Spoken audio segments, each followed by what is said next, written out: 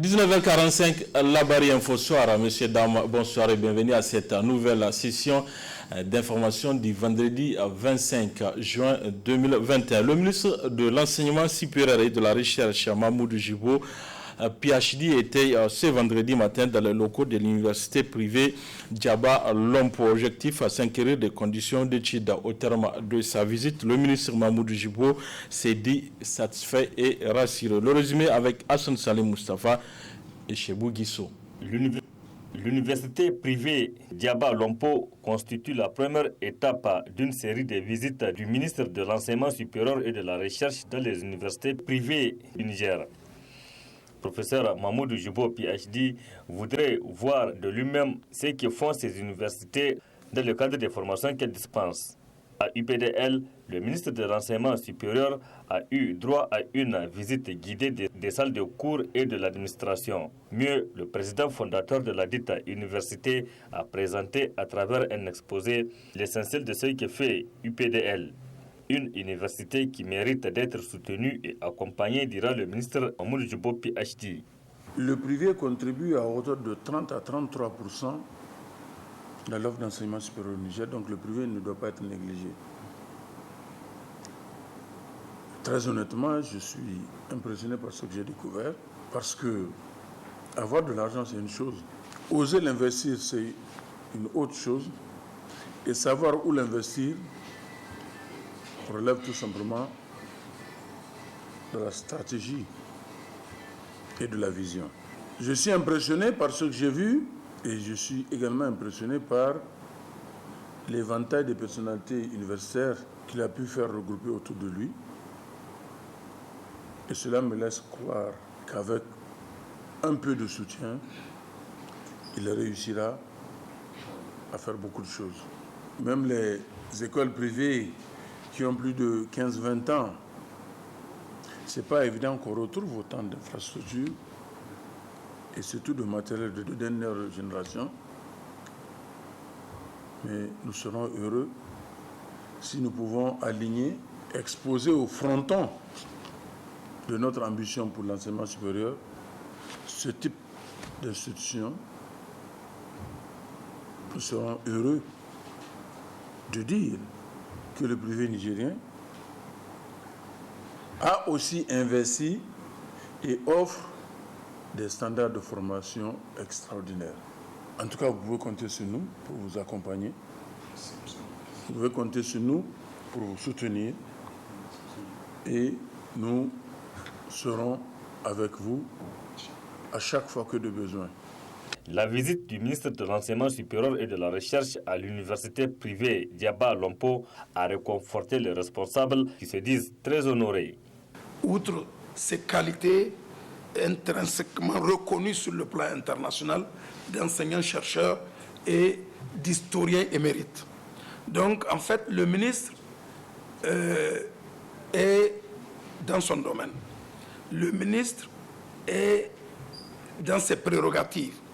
Et c'est pour cela que nous, responsables de l'université privée Diaba Lompo, avec votre permission tous, nous allons magnifier notre gratitude et nos sincères remerciements à Monsieur le ministre pour cette ambition qu'il projette pour les enseignements supérieurs, tant publics que privés.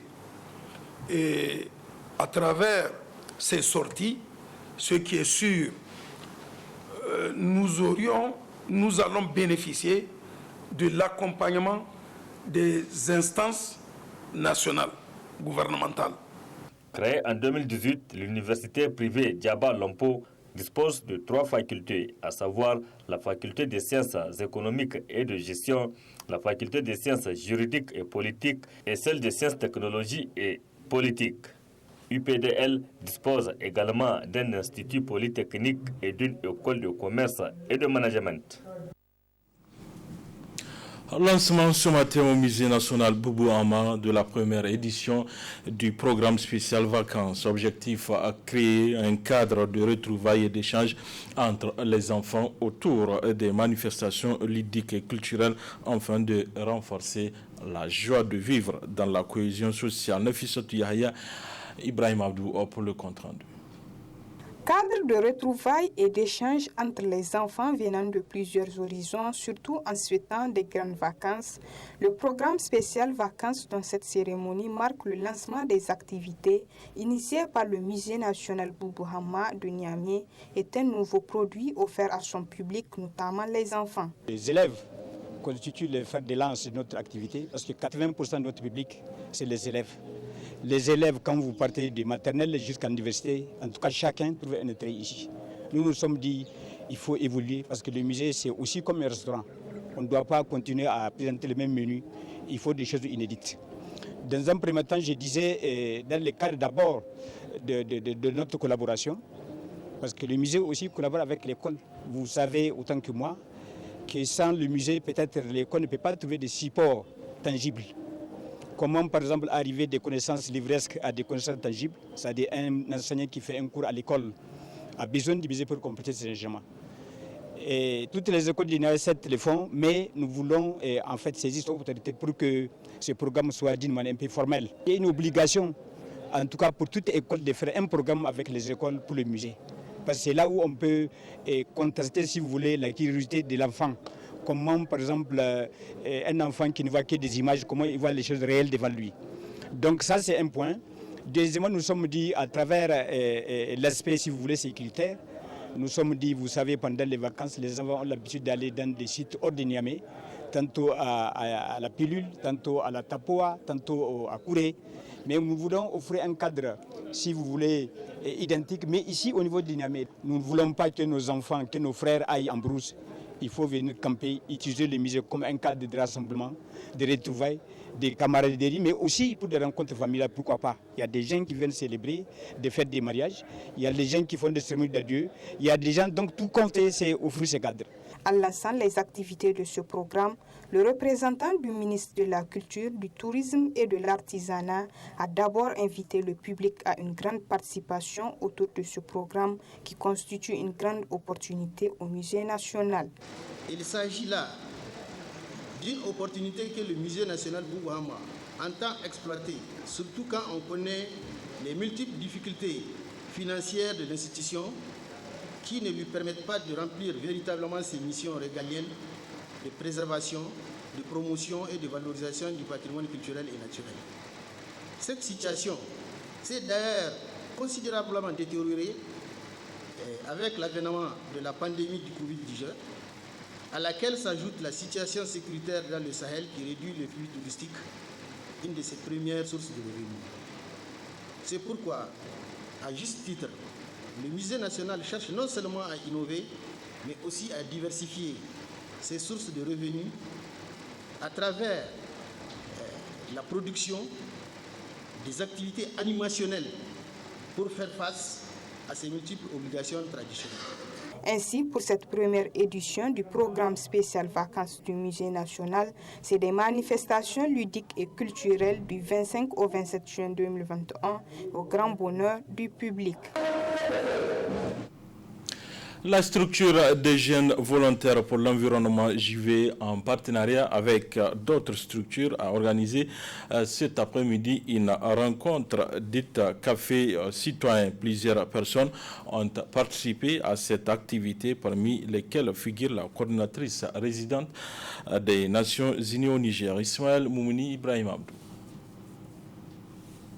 Chaque dernier vendredi du mois, l'Association des jeunes volontaires pour l'environnement, en collaboration avec d'autres partenaires tels que le réseau de la jeunesse sur le changement climatique, organise une rencontre d'échange avec les jeunes dénommée Café Citoyen. Le thème de la rencontre de ce mois est axé sur l'impact de Covid-19 sur la communauté, la vaccination et la désinformation. Le Café Citoyen, c'est une rencontre mensuelle. Donc, nous sommes au deuxième Café Citoyen. Donc, l'objectif principal, c'est de vraiment mobiliser les jeunes ou les citoyens autour d'un sujet d'intérêt particulier. Aujourd'hui, nous avons échangé autour de la thématique de la Covid-19. Vous savez, en lien avec la désinformation, la vaccination. Donc, pour nous, c'est de discuter entre jeunes, entre structures porteuses d'initiatives sur la Covid-19, quels sont les enjeux autour, mais surtout d'accueillir la coordinatrice résidente du système des Nations Unies ici au Niger, qui a aussi contribué à éclairer davantage, en tout cas les participants, mais également tous ceux qui nous suivent à travers les réseaux sociaux, puisque les cafés citoyens, c'est en présentiel, mais c'est également en ligne sur Zoom et puis sur nos plateformes Facebook. Panéliste, la coordinatrice résidente du système des Nations Unies au Niger apprécie cette initiative.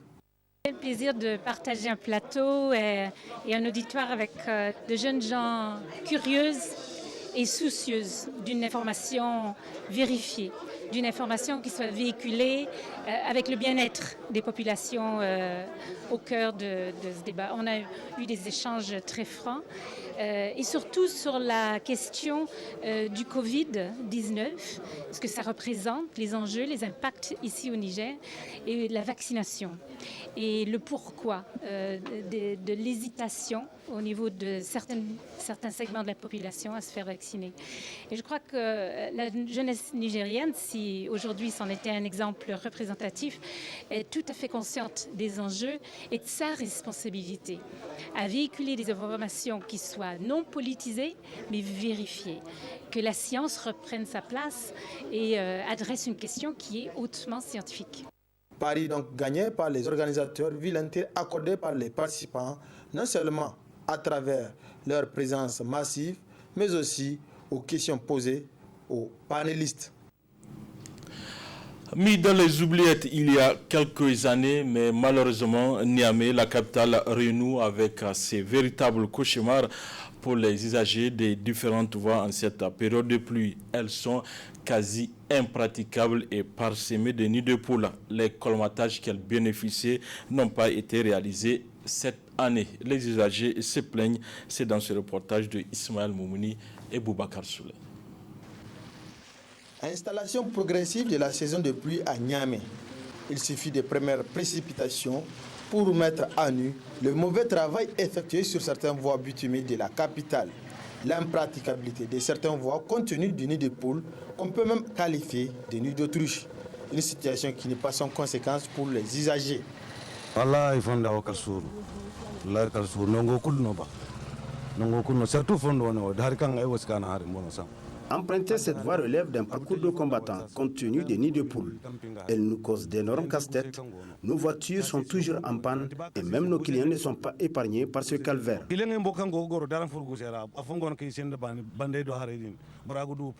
Vraiment, on a des problèmes. On a tous les problèmes. Tant que le flux vient là, on a des problèmes. Et c'est tous les voies de Hamamoudou jusqu'à arriver vers Kalao là. Il y a vraiment chaque fois, tant que de l'eau vient là, on a tendance de fatiguer beaucoup parce que la route très cargazée.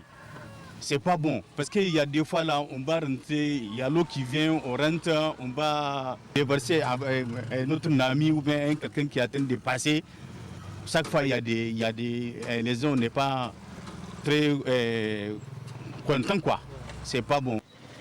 Ces derniers invitent les autorités de la ville de Niamey d'y remédier à ce problème. Allah yin boray imugona de yigidi aikara talkego tabi fondon sino korey ngon kan dar kan kun erwas koy. En cette saison, il y a des quartiers dans lesquels on ne rentre pas vu l'impraticabilité des voies. De ce fait, on demande aux responsables de la ville de Niamey de nous trouver une solution à ce problème. En tant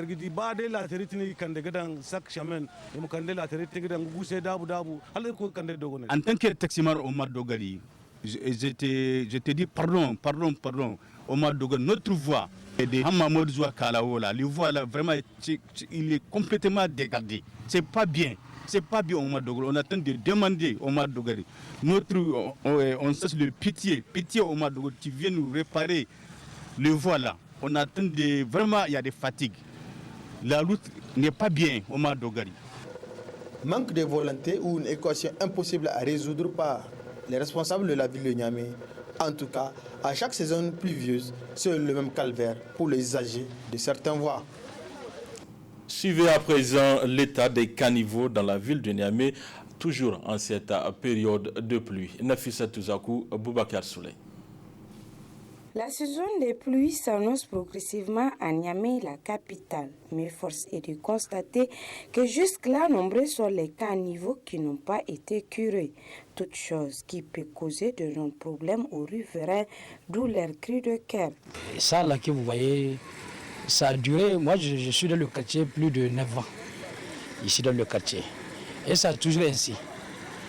Et je ne sais pas c'est quel miracle.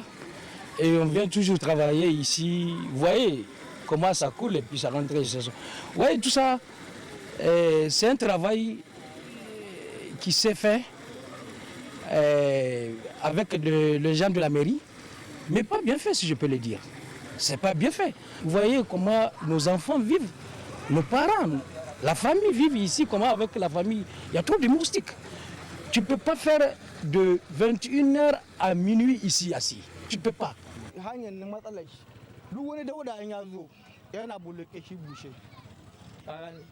Vraiment, on vit dans une situation très difficile et cela à chaque saison de pluie. Voyez-vous ces eaux usées qui coulent sur le pavé alors qu'ils sont censés être drainés par les caniveaux.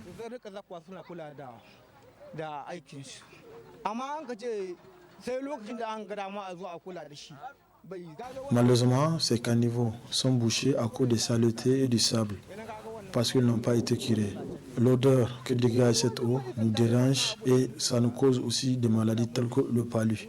À cet effet, on invite les autorités de la ville de Niamey vraiment à y remédier à ce problème.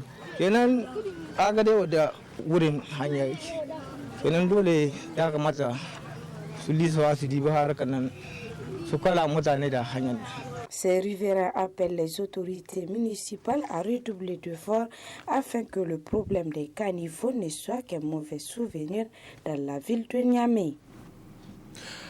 Terra, c'est dans la région de Tillabéri où nous allons nous intéresser à la réinsertion sociale des jeunes de cette commune. Ceci à travers une formation en construction métallique. Nafissa Touzakou et Aboubakar Souley pour le reportage. Ils sont plus de 12 jeunes de la commune urbaine de Terra à être formés en construction métallique par Mokhtar Abdoulaye, un jeune de la commune, via son entreprise créée depuis 2016. Une réinsertion sociale à travers laquelle ces jeunes arrivent à satisfaire leurs besoins. J'ai pris la décision d'ouvrir un centre de formation ici, à Terra. J'ai vu la jeunesse en train de traîner, tu vois. J'ai décidé de récupérer les jeunes qui font rien, souvent des élèves de CFM, des anciens élèves de centre de formation de perfectionnement. Donc je les forme en titre gratuit. C'est eux que tu vois. Donc c'est des jeunes de villages environnants de Terra que je forme ici à titre gratuit. En titre gratuit, je ne prends rien. J'ai à peu près 12 élèves ici. D'autres ont déjà fait 4 ans. Ils savent faire tout, porte et fenêtre. Tu vois un peu ce qui se passe ici. Je fais l'alu, voilà la plaque. Donc on fait les portes à alu, les fenêtres à alu, aux choses de portes, fenêtres, les lits forgés. Donc on mélange souvent avec la mécanique générale, parce que j'ai fait la mécanique générale, tu vois, non.